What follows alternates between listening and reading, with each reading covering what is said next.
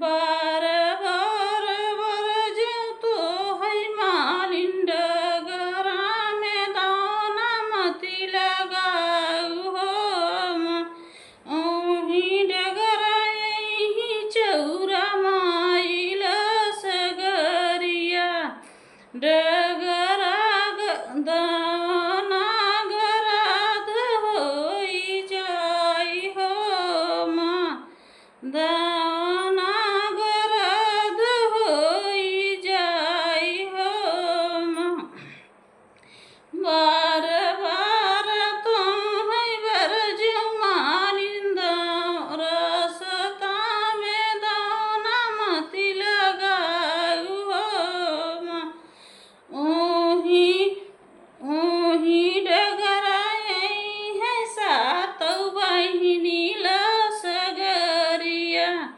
दाना गराद होई जाई हो माँ ओही डगरा यही सातौ माई लसगरिया दाना गराद होई जाई हो माँ।